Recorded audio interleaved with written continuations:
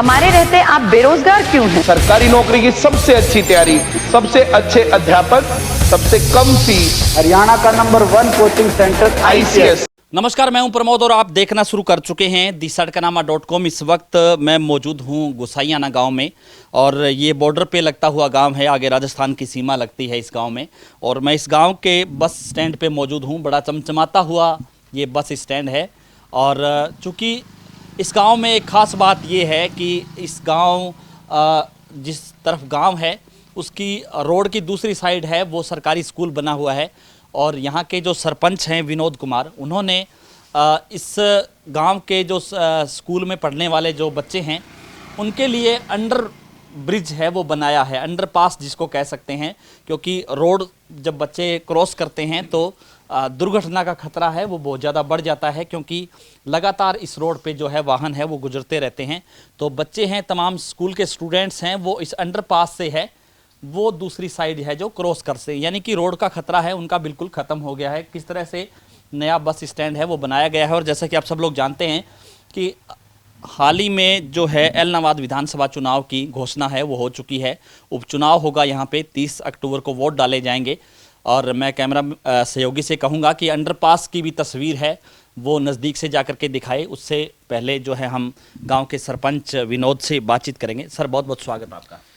Sir, आपका स्वागत है। मैं सड़कनामा न्यूज़ का मेरे गुसाईना की क्रम भूमि पर पहुंचने पर स्वागत करता हूं और साथ में मेरे गांव के जितने भी गांव के सदस्य हैं उनका मैं धन्यवाद करता हूं कि जिनके कारण बदौलत उनके मेरे को उन्होंने सरपंच बनाया और सरपंच बनाने के बाद मेरे ये 5 साल बिना किसी वाद विरोध के 5 साल मेरे बड़ी सफलतापूर्वक पूरे हुए।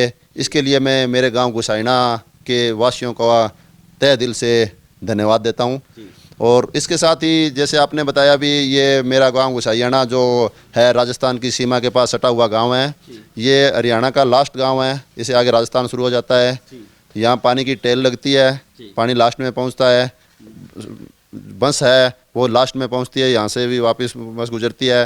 तो यहाँ पानी की भी समस्या है, बस की बहुत भारी दिक्कत है। यहाँ बस टाइम पे बच्चों को, स्कूल में जाने वाले बच्चों को बड़ी परेशानी होती है स्कूल में जाने के लिए। भी दिखा रहे हैं, कैमरा सहयोगी से कहूँगा भी कि जो बेटियां हैं, क्योंकि हमने कल भी जो है नाथुश्री कला से जो बेटियां दूसरे गांव में जाती है, तरका वाली साहपुरिया, और इस गांव से भी जो है बेटियां हैं वो पैदल ही आ रही हैं। उनकी तस्वीरें भी हैं, हम दिखाने का प्रयास करेंगे। सरपंच साहब, जिस तरह से गांव में सरकार की अगर भूमिका की बात करें तो आपके कार्यकाल में कितना काज हुआ? हमारे कार्यकाल में 5 साल में सरकार ने बहुत सहयोग किया है। मेरे गांव में विकास के बहुत ज़्यादा काम हुए हैं। मेरे करीब 4-5 करोड़ रुपए का सरकार ने हमें 4-5 करोड़ रुपए का गांव में सहयोग किया है। अच्छा खासा विकास हुआ है। उसके लिए सरकार को मैं कुछ धन्यवाद देना कहूँगा भी सरकार ने किया है। इसके अलावा पानी, पीने के पानी की मेरे मौके में समस्या है। जैसे क्या हुआ कि यहाँ पे अगर पानी गर्मियों में जब पानी की दिक्कत आती है तो नहर से लोग पानी निकाल लेते हैं, तो समस्या, पीने के पानी की समस्या आती है। अब जब पानी वहाँ पे ज़्यादा हो गया तो वही पानी अब नहर में डालने लगे हैं, तो वो पानी हम पी नहीं सकते। तो मौके की मेरे गांव में पीने की पानी की दिक्कत है ये 5-6 दिन से। कैसे पीते हैं? अब मौके का ट्वेल जो पंचायत से वाटर वर्क्स में 2 ट्वेल लगाए हुए हैं, मौके के उन ट्वेलों से पानी, वैसे नहर का पानी आता है पर मौके का ट्वेलों का पानी आज से शुरू किया है, हमने गाँव में सप्लाई शुरू किया है। वैसे खरीद के भी पानी पीते होंगे दूसरे नहर से ला करके? पहले पीते थे, मौके की वो खरीद वाली समस्या हमने ट्वेल लगा करके और पीछे जो नाली संवार करके, खड़ा संवार करके, नहर संवार करके हम पानी पूरा ले आते हैं, पीने का पानी ले आते हैं। इसलिए 5 साल से मेरे गांव में पीने के पानी की परेशानी नहीं है। मोल का पानी हमें नहीं लाना पड़ता है ट्वेल लगाने के कारण। और क्या कहना चाहेंगे, जिस तरह से उपचुनाव होने जा रहा है, चुनाव को लेकर के गांव में किस तरह के परिस्थितियां रहती हैं, किस तरह का माहौल रहता है? मेरे गांव में, मेरा गांव पूरा गांव में भाईचारा है। हमारे राजनीति आज जैसे पूरा 1 महीना आगे चुनाव को है, 1 महीने राजनीति रहेगी मेरे गांव में। जिस दिन 30 तारीख को जैसे चुनाव खत्म हो जाता है, दूसरे दिन मेरे गांव के लोग सब भाईचारा दोबारा कायम हो जाता है, क्योंकि राजनीति उतने दिन चलती है जितने दिन इलेक्शन हो। इलेक्शन होने के बाद दूसरे दिन स्थिति वही की जाती है। मेरे गांव में चुनावी रंजिश नहीं है, चुनावी रंजिश नहीं है। चुनावी रंजिश अगर कोई इनेलो की पार्टी का वोट मांगने जाता है तो वो कहेंगे हाँ वोट हम देंगे, उसी के पास दोबारा अगर बीजेपी का चला जाता है या कांग्रेस का चला जाता है तो वो किसी को ना नहीं करेंगे, वो अपने मन से देखें भी कैंडिडेट कौन सा ठीक है, तेरे कौन सा काम आने वाला है, उसको वो वोट डाल देंगे। और किसी के साथ आपस में किसी की कोई रंजिश नहीं रखता है, नहीं रंजिश। हाँ, ये आपने बस स्टैंड पे जो लगाए हैं ये गांव के ही लड़के हैं जो हाँ, ये मेरे गांव के एक तरह से कहूँ कि जो सेना में काम कर रहे हैं, ये मेरे गांव के 10 लड़के हैं जो मौके पे सेना में सेवा कर रहे हैं। तो इसके लिए लड़के लगे हुए हैं, तो मैंने सोचा भी क्यों ना भी इनका भी जो ये देश के लिए कर रहे हैं। तो हाँ, मेरे गांव की तरफ से, मेरे गांव का ये भविष्य है, मेरे गांव के जो ये एक तरह से माने तो भी होनहार लड़के जो लगे हैं, हमें इस बात का गर्व है।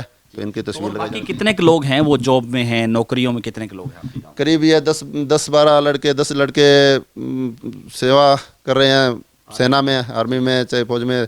उसके अलावा करीब 20-25 है जो कोई रोडवेज में लगा है, कोई मास्टर है, कोई अलग है, तो 20-25 30 मान लो। हाँ, वो अलग नौकरियों में लगे हुए हैं। राजस्थान की सीमा यहाँ पे आपके साथ लगती है और चूंकि ये अंतिम छोर का जो गांव है, पानी की आप परेशानी बता रहे हैं कि सिंचाई का पानी काफ़ी दिक्कत झेलनी पड़ती होगी सिंचाई को लेकर के। सिंचाई के ट्यूबवेलों पे ज़्यादा निर्भर है और बारिश पे ज़्यादा निर्भर है। नहर का पानी बहुत कम पहुंचता है, लास्ट में टेल पे होने के कारण नहर का पानी बहुत कम आता है हमारे गांव में।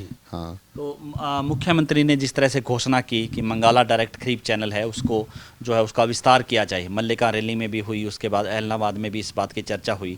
ये विस्तार होने के बाद है वो जोगीवाला चारवाला तक इसका मंगाला डायरेक्ट खरीफ चैनल का पानी पहुँच जाएगा। अगर वो योजना सिरे चढ़ती है तो निश्चित तौर पर इन गाँव के लोगों को लाभ मिलता है। जब मंगाला डायरेक्ट चैनल का जब मुख्यमंत्री जी ने घोषणा की थी और पवन बेनीवाल ने बहुत कोशिश की थी, ये जमाल से लेकर के जोगीवाड़ा गांव तक इसका विस्तार होना था, तो मेरे गांव में उस टाइम बड़े खुशी का माहौल था कि गांव की 50% भूमि उसके नीचे सिंचित होगी। अब जैसे ही वो कामयाब नहीं हुआ और वो नहीं आ रहा, उस पर कोई काम शुरू नहीं हुआ, तो उससे मेरा गाँव काफ़ी निराश है कि भी ये काम में अगर इसकी घोषणा कर दिया तो वो बनना चाहिए। अगर वो बनता है तो मेरे गांव की 50% भूमि सिंचित हो जाएगी। हाँ, तो सरकार चूंकि अब चुनाव आ रहा है तो सरकार से लोग क्या उम्मीद कर रहे हैं? सरकार से उम्मीद तो करते को हमें काफ़ी टाइम हो गया, उम्मीद से नहीं, अब तो ये करते हैं भी ये काम शुरू कब हो जाए। तो ये काम मुख्यमंत्री लेवल का काम है, तो उनको अगर वो शुरू करवाते हैं तो मेरा गांव अब जो एक महीने बाद जो चुनाव होने हैं, अगर ये काम इतने में शुरू करवा देते हैं तो पूरा गांव, किसी को कोई राजनीति से मतलब नहीं है, पूरा गांव उनके साथ होगा, सरकार के साथ, बिल्कुल सरकार के साथ होगा अगर ये काम शुरू होता है तो। काम ये शुरू होता है। हाँ, धन्यवाद। तो ये थे हमारे साथ गांव के सरपंच विनोद कुमार, और जिन्होंने जो है गांव के विकास के साथ साथ तमाम जो है चीज़ों पर हमने चर्चा करी। और इस गांव, क्योंकि अंतिम छोर पे बसा हुआ ये गांव है जहां पे पानी की काफ़ी दिक्कत है, और मंगाला डायरेक्ट खरीफ चैनल्स का विस्तार अगर होता है तो कहीं ना कहीं निश्चित तौर पर इन गाँव को भारी है वो लाभ है वो मिलता है। तो इस वीडियो को आप ज़्यादा से ज़्यादा शेयर जरूर कर दीजिए ताकि तमाम लोगों तक ये जानकारी पहुँचे। बहुत बहुत शुक्रिया।